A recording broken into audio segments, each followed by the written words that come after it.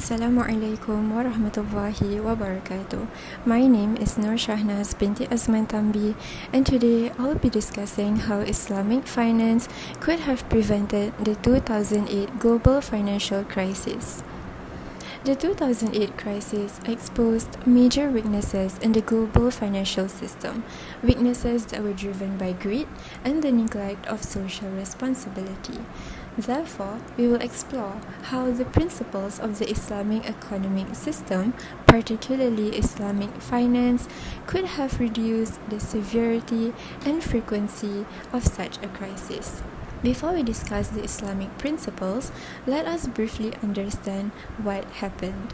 In 2008, the world's financial system came crashing down, mainly because of one thing: the failure to assess and manage risk.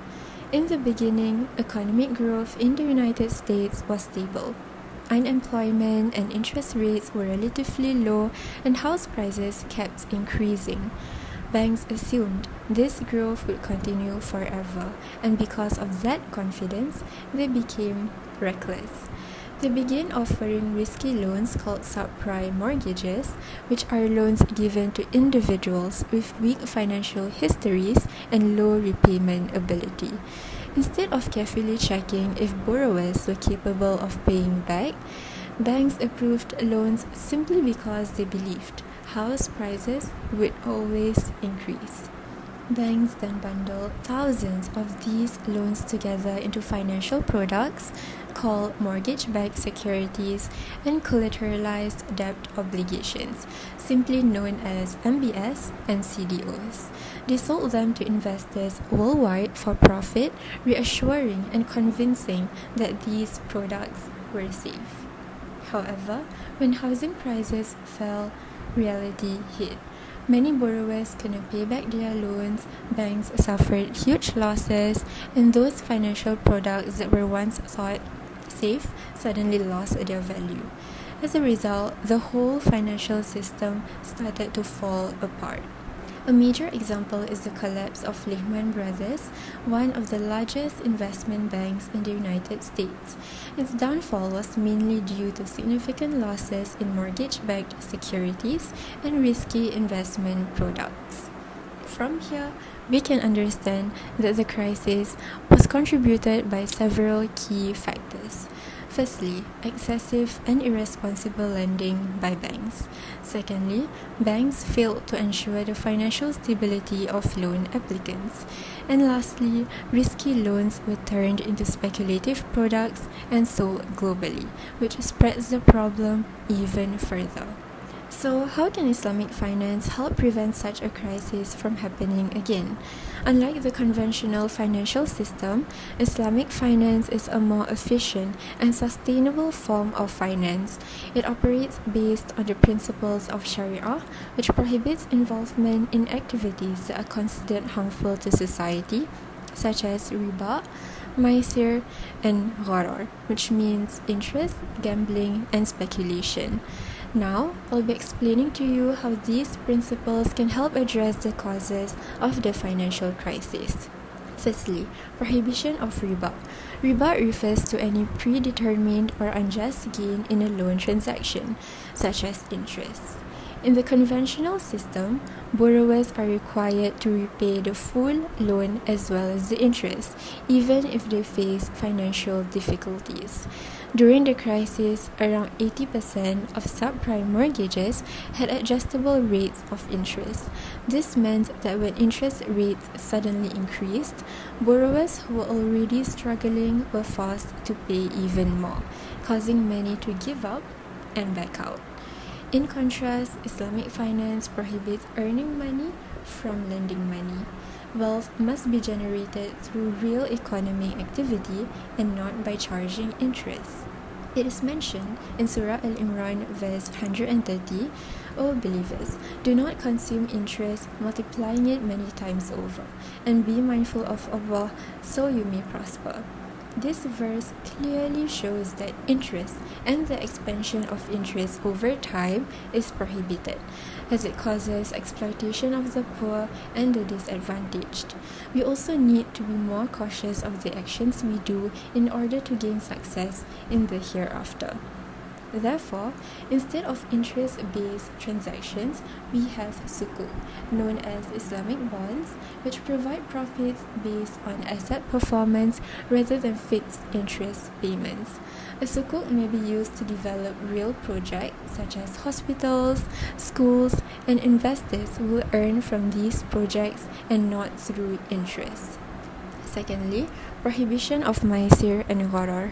Maisir means gaining profit through pure speculation or chance rather than productive economic activity, while gharar refers to excessive uncertainty in a transaction. Prohibition of maisir was mentioned in Surah Al-Ma'idah verse 90, O believers. Intoxicants, gambling, idols, and drawing lots for decisions are all evil of Satan's handiwork. So shun them so you may be successful. Prohibition of gharar was also mentioned in Surah An-Nisa verse 29, O believers, do not devour one another's wealth illegally, but rather trade by mutual consent. And do not kill each other or yourselves, surely Allah is ever merciful to you.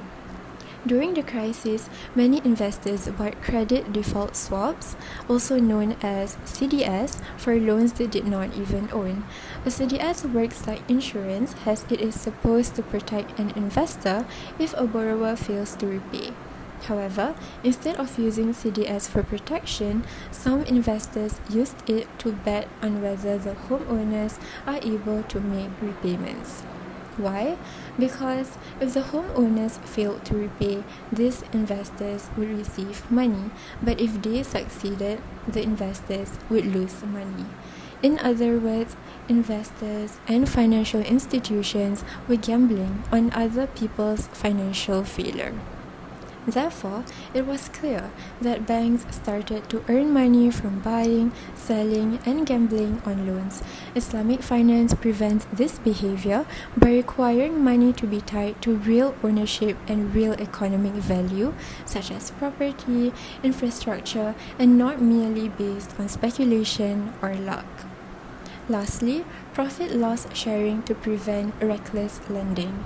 As discussed earlier, one major cause of the financial crisis was excessive and irresponsible lending. Banks kept giving loans to people who could not repay because they knew they could simply sell those loans and pass the risk to others.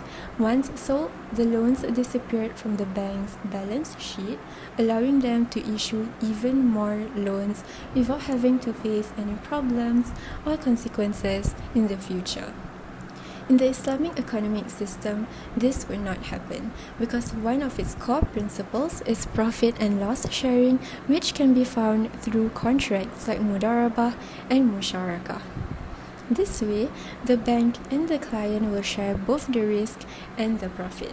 If the business or activity makes profit, both parties gain.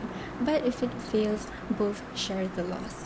This transforms the bank into a true partner rather than a lender to a borrower. Since the bank shares the risk, they cannot simply give out money carelessly. Instead, they are required to assess the borrower's ability to repay and monitor how funds are used.